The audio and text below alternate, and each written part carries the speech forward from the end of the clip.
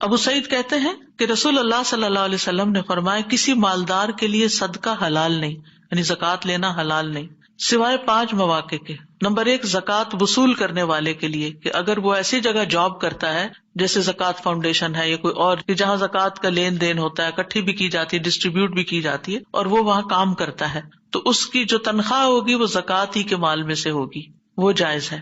Number 2، اپنے مال سے خریدنے والے کے لیے، یعنی زکوٰۃ کا مال کہیں بک رہا ہے تو آپ اس کو خرید لیتے ہیں اور اس کے بدلے میں پیسے دے دیتے ہیں۔ نمبر 3، مقروض کے لیے، یعنی جس پہ قرضہ ہے وہ زکوٰۃ لے کے قرضہ ادا کر سکتا ہے، بشرطے کہ جینوئن ریزن کے لیے شدید ضرورت میں قرضہ لیا ہو۔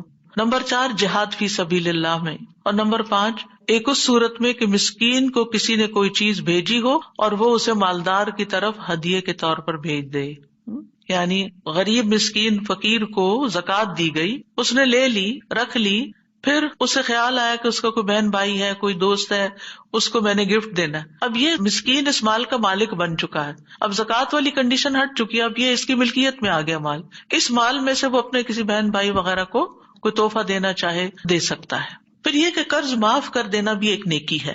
حضرت عائشہ کہتی ہے کہ رسول اللہ صلی اللہ علیہ وسلم نے دروازے پر 2 جھگڑا کرنے والوں کی آواز سنی جو بلند ہو گئی تھی۔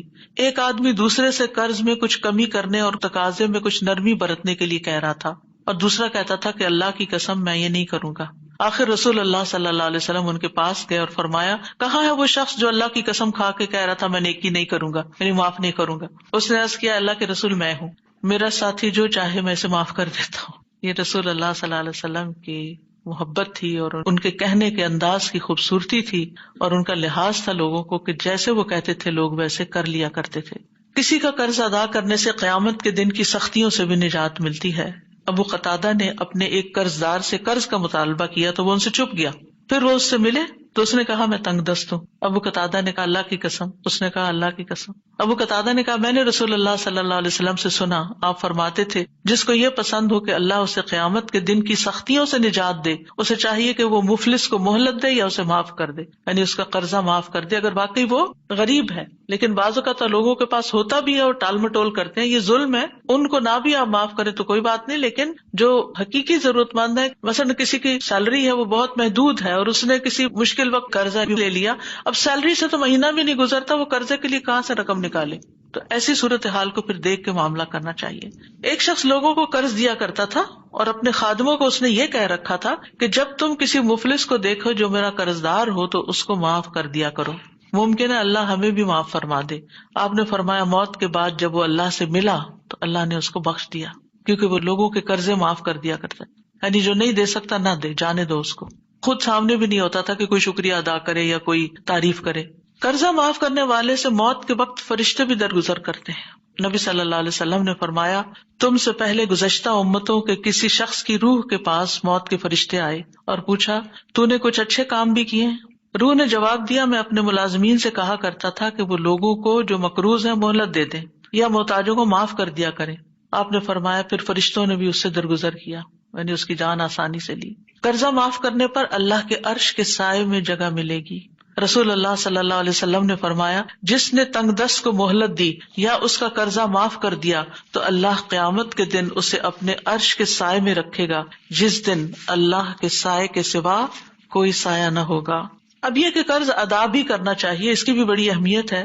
جو قرض کی ادائیگی کی نیت رکھتا ہے اللہ تعالیٰ کی مدد ہوتی ہے اس کے ساتھ۔ رسول اللہ صلی اللہ علیہ وسلم نے فرمایا جس پر قرضہ ہو اور وہ اس کی ادائیگی کا ارادہ اور نیت رکھتا ہو کہ میں نے دینا ہے تو اللہ کی طرف سے اس کی مدد ہوگی، اور اللہ اس کے رزق کے لیے ایسے اسباب پیدا فرما دے گا کہ جس سے اس کا قرضہ ادا ہو جائے گا۔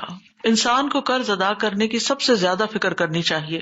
ابو ہریرہ کہتے ہیں کہ نبی صلی اللہ علیہ وسلم نے فرمایا میرے لیے یہ بات باعث مسرت نہیں کہ میرے لیے احد پہاڑ کے برابر سونا ہو اور تیسری رات مجھ پر آ جائے اور ان میں سے 1 دینار بھی میرے پاس باقی ہو سوائے اس دینار کے کہ اس کو میں اپنے قرض کی ادائیگی کے لیے بچا کے رکھوں۔ اگر کوئی شخص پوری کوشش کرتا ہے اور پھر بھی ادا نہیں کر سکتا تو اس کے لیے نبی صلی اللہ علیہ وسلم نے فرمایا میری امت میں سے جو شخص قرض کا بوجھ اٹھائے اور اسے ادا کرنے کی کوشش کرتے ہوئے فوت ہو جائے لیکن وہ ادا نہ کر سکے تو میں اس کا ولی ہوں۔ یعنی دنیا میں جب آپ تھے تو آپ اس کی طرف سے ادا کر دیتے تھے اور ہو سکتا ہے قیامت کے دن اس شخص کو آپ کی سفارش مل جائے۔ میت جو مال چھوڑ کر جائے اس میں سے سب سے پہلے قرض کی ادائیگی ہونی چاہیے. نبی صلی اللہ علیہ وسلم نے قرض وصیت سے پہلے ادا کرنے کا حکم دیا. اگرچہ قرآن مجید میں پہلے وصیت کا ذکر آتا ہے اور بعد میں قرض کا، لیکن پریکٹیکلی عملی طور پر قرض پہلے ادا ہوگا. جو شخص قرض ادا کر سکتا اور نہ کرے تو پھر کیا ہوتا ہے؟ فرمایا مومن کی جان اس وقت تک لٹکتی رہتی ہے جب تک اس پر قرض موجود ہو. یعنی یہ بھی ہو سکتا ہے کہ یعنی جان نکلنے میں مشکل ہو، اور یہ بھی ہو سکتا ہے کہ بعد میں بھی یعنی وہ جو اوپر جاتی ہیں روحیں وہ اوپر نہ جا سکیں. قرض کی وجہ سے روح قید میں ہوتی ہے. رسول اللہ صلی اللہ علیہ وسلم نے صحابہ کو خطبے میں فرمایا، کیا یہاں بنی فلان کا کوئی شخص ہے؟ تو کسی نے کوئی جواب نہیں دیا. پھر پوچھا، کیا یہاں بنو فلان کا کوئی شخص ہے؟ پھر کسی نے جواب نہیں دیا. آپ نے پھر پوچھا تو ایک شخص نے کھڑا ہو کر کہا، میں ہوں یا رسول اللہ. آپ نے فرمایا، پہلے 2 بار پوچھنے پر تم نے مجھے جواب کیوں نہیں دیا؟ کس چیز نے روکا تمہیں؟ میں تو تمہاری بھلائی کی خاطر تمہیں پکار رہا تھا. تمہارا ساتھی اپنے قرض کے سبب قید میں ہے. سمرہ کہتے ہیں، میں نے دیکھا کہ ایک شخص اٹھا اور اس نے قرض ادا کر دیا، یہاں تک کہ کوئی اس سے اپنا قرضہ مانگنے والا نہ بچا. یعنی یہ جو بندہ آیا تھا اس کا قرض آپ ادا کرنا چاہتے تھے، تو زندہ ہے تب بھی، یعنی وہ ایک طرح سے جکڑا ہوا اور مر گیا ہے تب بھی. شہید سے بھی قرض معاف نہیں، یعنی شہید کی روح بھی معلق ہوتی ہے جب تک قرض نہ ادا کرتے. رسول اللہ صلی اللہ علیہ وسلم نے فرمایا، شہید سے سوائے قرض کے سب گناہ بخش دیے جاتے ہیں.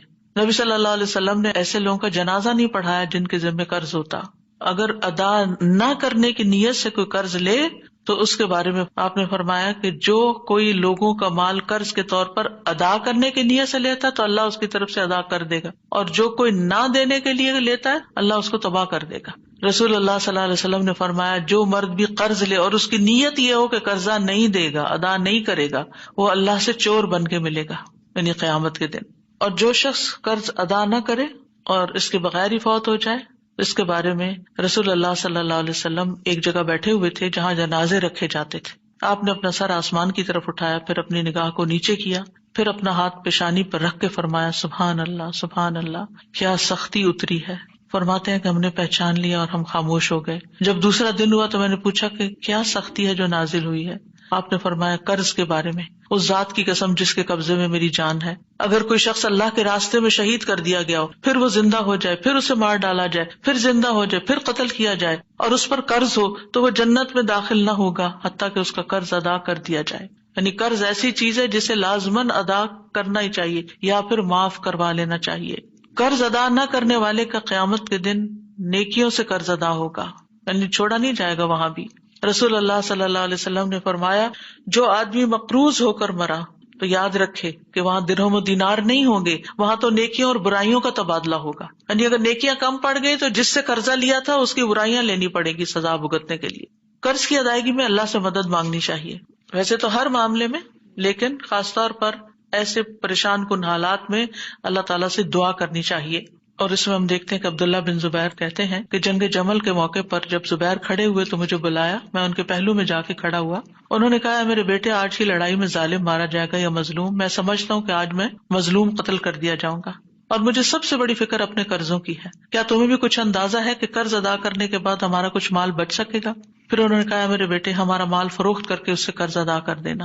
اور فرمایا، بیٹا اگر قرض ادا کرنے سے عاجز ہو جاؤ تو میرے مولا سے اس میں مدد چاہنا. عبداللہ کہتے ہیں کہ قسم اللہ کی میں ان کی بات سمجھ نہ سکا. میں نے پوچھا، اے میرے بابا، من مولا کا، آپ کا مولا کون ہے؟ انہوں نے کہا، اللہ. عبداللہ کہتے ہیں، اللہ کی قسم ان کے قرض ادا کرنے میں جب بھی مجھے مشکل پیش آئی میں نے اسی طرح دعا کی، یا مولا زبیر اقض عنہ دینہ، اے زبیر کے مولا ان کی طرف سے ان کا قرض ادا کر دے، تو ادائیگی کی کوئی نہ کوئی صورت پیدا ہو جاتی.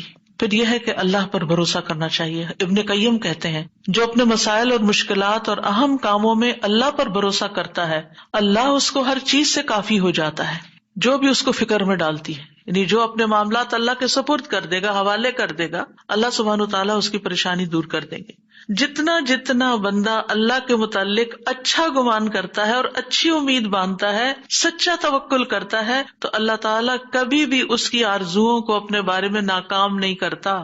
لیکن ہم ہی بری بری باتیں سوچتے ہیں، قصور ہمارا اپنا، اسی لیے ہمارا دل چھوٹا ہوا رہتا ہے اور ہم اداس رہتے ہیں اور غمگین اور پریشان رہتے ہیں. پریشانیوں سے نکلنے کا رستہ ہی یہی ہے کہ ہم اپنا گمان اللہ سے اچھا کر لیں کہ اللہ بہت اچھا کرے گا، اللہ تعالیٰ کر دے گا، اللہ ہے نا، اللہ کے ذمہ ہے، میں نے اپنا معاملہ اس کے سپرد کیا، یا اللہ تو ایسا کر دے، یعنی مالک الملک کے ساتھ اپنا تعلق مضبوط کرے اور اس سے اچھی امیدیں لگائے۔ وہ کہتے ہیں کہ جو اللہ پہ سچا توکل کرتا ہے اپنے توکل کو بھی پرکھا کرے کہ کتنا سچا ہے، صرف کہنے کی حد تک تو نہیں کہ دل بھی یقین کر رہا ہے۔ اللہ کبھی بھی اس کی آرزوؤں کو اپنے بارے میں ناکام نہیں کرتا۔ اللہ کسی امید باندھنے والے کی آرزوؤں اور امیدوں کو ناکام اور نا امید نہیں کرتا، اور نہ ہی کسی عمل کرنے والے کے عمل کو ضائع کرتا ہے۔ اور ایمان لانے کے بعد اللہ پر بھروسہ کرنے، اس سے امید لگانے، اس سے اچھا گمان کرنے سے بڑھ کر سینے کو زیادہ فراخ اور وسیع کرنے والی کوئی اور چیز نہیں۔ یعنی اگر سینے کی گھٹن اور اندر ایک پریشانی اور ایک غم دبا ہوا اور چھپا ہوا ہے تو اس کے لیے کیا کریں؟ اللہ پر بھروسہ کریں، اللہ سے اچھی امیدیں لگائیں، اللہ سے اچھا گمان رکھیں، تو انشاءاللہ دل کھل جائے گا۔ دیکھیں حالات تو وقت کے ساتھ ہی بدلتے ہیں جب اللہ چاہے، لیکن انسان جو بوجھ تلے دبا ہوتا ہے نا، اس بوجھ کا ہٹنا ضروری ہے، اس سٹریس کا دور ہونا بڑا ضروری ہے، اور اس کے لیے انسان اللہ تعالیٰ سے اچھی امیدیں رکھے اور اللہ کے فیصلوں پر یقین رکھے۔